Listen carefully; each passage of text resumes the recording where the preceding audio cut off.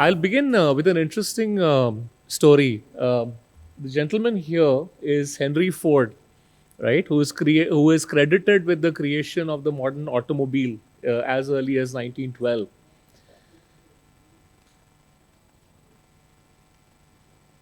The Model T was the world's first mass-produced car, right? Fun fact, this same gentleman also invented the concept of the 40-hour week 100 years ago, right? Given the fact that that's so much in debate in today's day and age. But he had this very interesting quote that's attributable to him, right? And the quote said, somebody asked him, how did you sort of go about the process of creating the automobile industry? Because that's what he did. And the quote said, if I had asked people what they wanted, right? The emphasis here is on the word they. They would have said, again, the emphasis here is on the word they. This one? Okay, sorry, I think this one will work better. They would have wanted faster horses, right? Now the question is, what does horses have to do with artificial intelligence, right? So like all, I would say people who is obsessed with using ChatGPT nowadays, I thought let's just ask ChatGPT that what do horses have to do with artificial intelligence? And this is what the query actually threw up. They don't go together. There are actually a few interesting connections. They are metaphorical and practical, right? So typical, gyan that you would get from something like a ChatGPT. But the point that was being made here, right, is essentially, right, the line below. The illustration of cars and horses is used to illustrate how disruptive innovation like AI leapfrogs existing systems entirely rather than improving them incrementally. Instead of faster humans or better spreadsheets, AI gives us something completely new, like agents that think and act upon ourselves, right? The point that we are making out here is that most people, including most of us sitting in this room, right, can envision incremental progress, right? The story of faster horses. Only companies that have an AI-first mindset can actually leapfrog existing systems entirely. And the simplest way I can describe an AI-first mindset is to ask a very simple question, that just because something has been done in a certain way for the last 10, 20, 30 years, is it necessary that that's the way it has to work from tomorrow? And the third critical point, right, out of, I think, close to 100,000 companies that McKinsey studied, and these were 100,000 companies that were in advanced stages of, I would say, enterprise AI experiments across various industries and across various sectors. Less than 1% have actually said that they've reached a stage of maturity. So for all the conversation that happens in terms of adopting AI in general, innovating, leapfrogging, doing things in a different manner, the reality is that of the most advanced companies that McKinsey studied, less than 1% have even reached the stage of maturity. So when we sort of started to look at this problem a couple of years ago, from a perspective of the FM industry and what AI could do in the FM industry, right? Because we kept hearing this word AI a lot. We kept saying it's applicable everywhere. We sort of heard that it may be applicable in FM as well. So about 3 years ago, right, we started to say, what could it actually mean? What could it actually deliver? What could it actually make as a difference on the ground, and how could it play out over the next 10 years, right? So the way we were thinking about it was not next year or next quarter. We were thinking about how this would play out over the next decade. And the first sort of axiom that came to us, right, and this is really true of the FM sector in particular, is it's an incredibly data-rich industry, but an incredibly insight-poor industry as well. Right? For a lot of you here who are on the user side, I'm sure that the amount of data that you have of your facilities is running into millions of data points, right? But what it actually tells you about what's happening with regards to your business operation is still largely left to maybe a few reports, maybe a few Power BI dashboards, maybe some insights that may be, I would say, a little more inferential. but really no way to stitch it all together from a standpoint of what interesting insights actually come into play. The second thing that we worked as a premise, right, was we are convinced that AI and FM will never replace humans, right? But what we look at it doing as a force multiplier is it would augment a very dispersed and often overwhelmed workforce in order to deliver faster responses, lower costs, consistent service, and better experience, right? So this was the premise that we had when we started playing around with this in our company about 3 years ago. Now, the question is, why does it actually matter, right? I mean, things have been working the way they've been working for the last 10, 20, 30 years. It's a standard, well-organized industry. There are multiple services, multiple agencies, people deliver services. So why should we start thinking about this as a multi-decade kind of a development, right? Rather than less things be the way they are. And the way we look at it is the three issues that we believe that the industry will face, both at the customer end as well as the agency end. The first one is workforce at scale, right? We need 5 million more people to enter this industry to operate the assets that are being created. If you wish to ask anyone in this room who's on the agency side today, actually providing you those people, they will tell you that it is easier to actually hire B school grads than it is to hire janitorial staff today, right? That's the hard reality of it.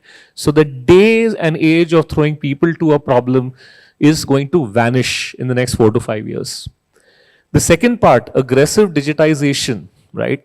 So I keep hearing a lot about things like digital checklists, digital survey reports, online systems. The last panel discussed a little bit about nationwide checklists and nationwide information, right? Which is great. The question is, at some point, the data gets so overwhelming. How do you actually help it in decisioning? And the third part of it is really around sustainability and life cycle services, right? So, the gentleman from Blue Star was talking a lot about, how real-time monitoring and control of HVAC is a significant game changer, and it is, right? Because HVAC is 60% of the building spend. But how do you make it more real-time and more efficient, right?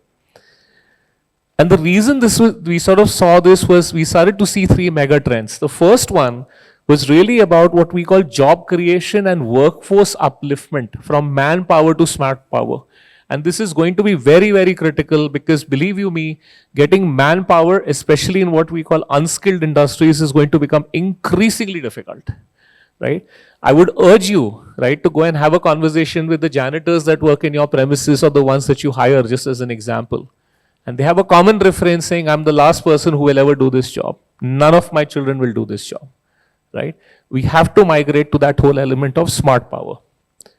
The second mega trend, right? Obviously, if you look at digital public infrastructure, all of us are online today, right? I think many of us have not even used cash for the last maybe half a decade.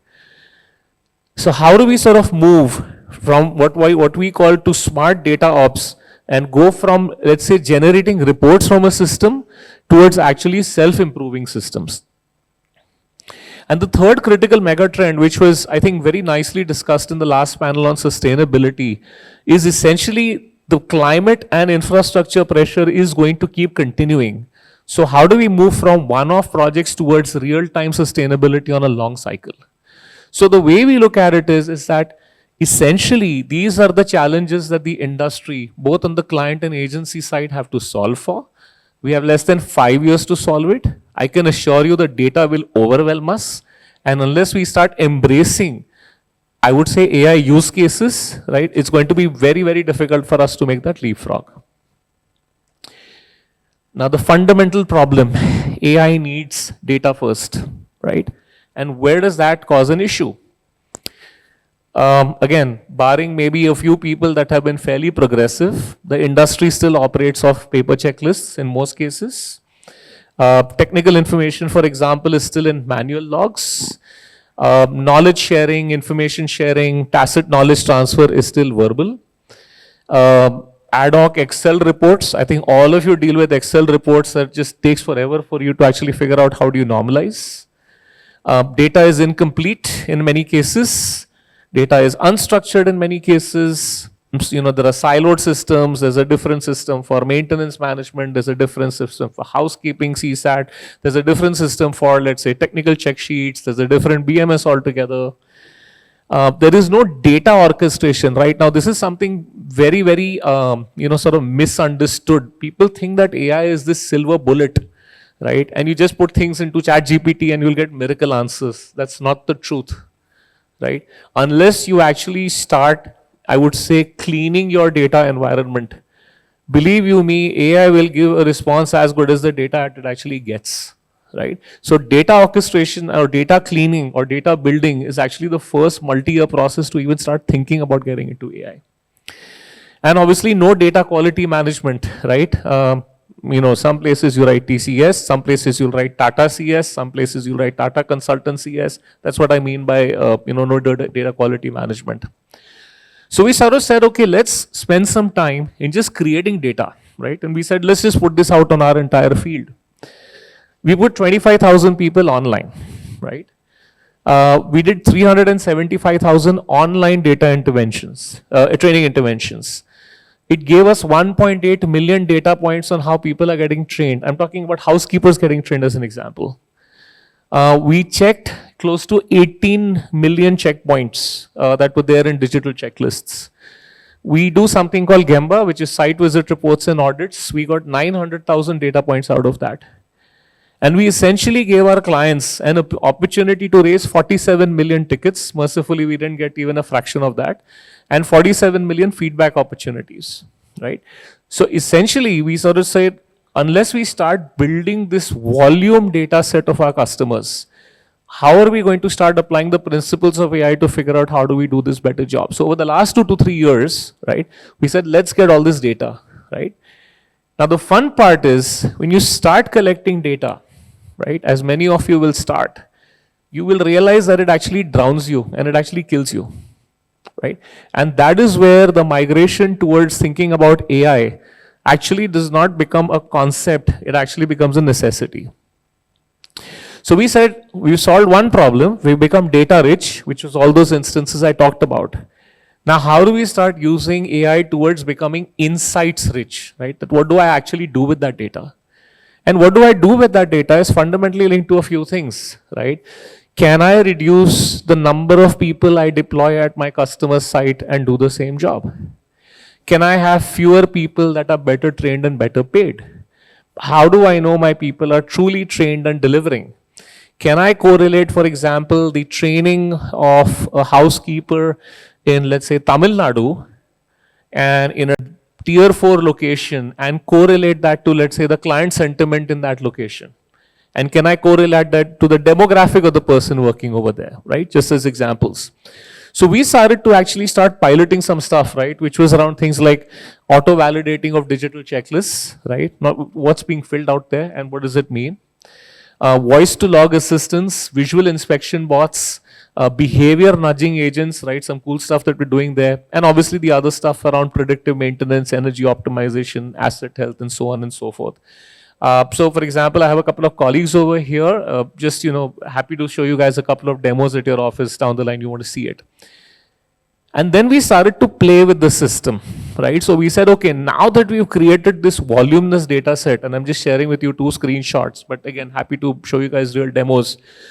We started to actually play around with this and say, I don't want reports. I don't want, spreadsheets. I don't want dashboards. I want, for example, let's say an HVAC manager, right, to just come and ask a very basic question which says, what is going to fail in my building this week? Right? Or let's say, for example, if there is, let's say, a festival coming, right? We had Baisakhi recently, right? Ask a basic question which says, which sites am I likely to face which sites am I likely to face a shortage? Or let's say, for example, to turn around and ask something saying, basis the last 1 year's records, right? What asset of mine is going to actually break down? So we've now actually gone to a stage where we said, great, we moved from manual to digital. We've built this volume of data which is there. There is a strand that is connecting various things, right? Whether it is a technical performance to client sentiment, to employee behavior, right? How do we start building those strands, right? So essentially, this is something that we've started doing about 6 months ago, right? We go fully live with it at the end of quarter 1 this year. But I think it's already starting to throw insights that we never knew our own data told us. For example, what's the true productivity of an unskilled worker? What's the true productivity of an FM or an FE? What is the average headcount that can be removed from site without even optimizing, let's say, the system performance or the business performance? How much time does it actually take to close a certain, let's say, ticket? Is there price normalization for repairs that happen across 2,000 locations, right? That's the kind of insights that we started to now get. Now, 3 benefits that at least I personally see, right? One is we sort of start seeing AI as a field coach for the people at sites, right? And the problem that it helps resolve is very, very straightforward stuff. One is the variability in execution across sites become normalized because AI essentially can coach frontline staff in a real-time manner. We are already seeing this, for example, on our learning management platforms. The second problem is low absorption of training, right? I think we've now gone to a stage where if someone were to ask me, what is the training efficiency of housekeepers in tier 4 locations in Assam, I'd be able to just log into the system and pull out a report and figure out how our people are actually doing. It'll help us analyze burnout, dropouts, enabling preemptive action, right? We'll actually have a lot of insights in terms of attrition and fatigue. The second problem that I think it really helps us with is essentially AI sort of helps move from analysis to decision making, right? And the problem that we address is very simple. Too much data gets converted into, I would say, incredibly powerful insight. We call it agentic AI ops in our product language. From static dashboards, right, which is just giving a whole source of things on a screen, we get to a stage where people are getting things that are relevant to their context to do a better job.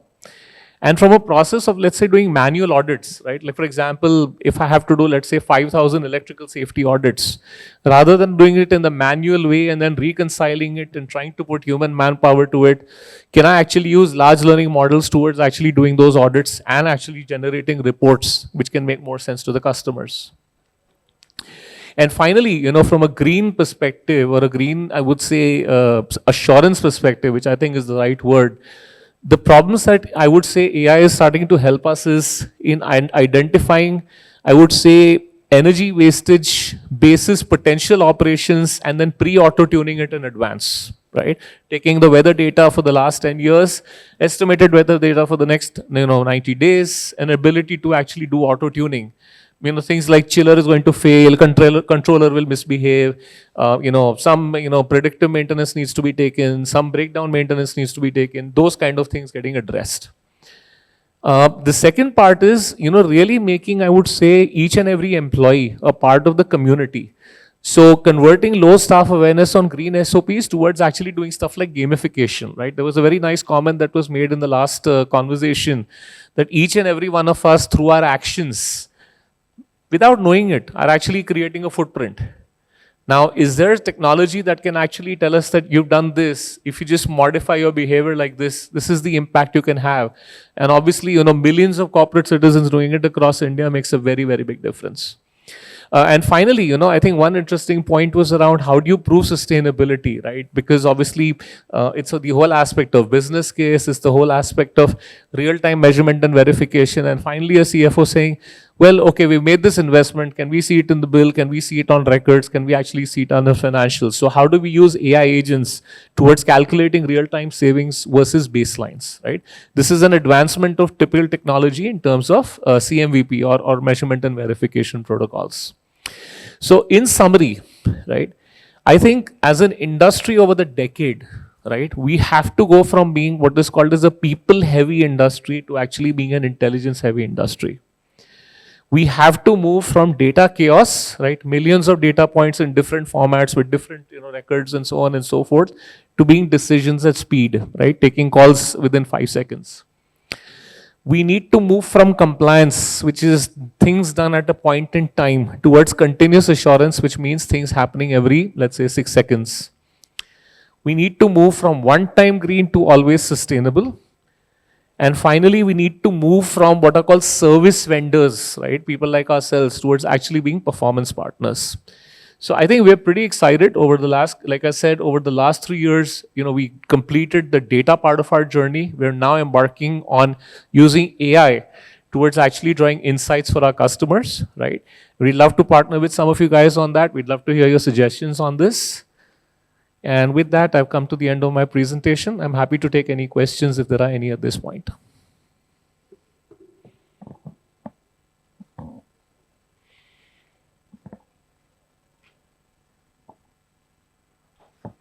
No questions? Cool. My team and I are available throughout the day. We are happy to have a conversation with you as the day progresses. Thank you so much for your time and attention. I really appreciate it.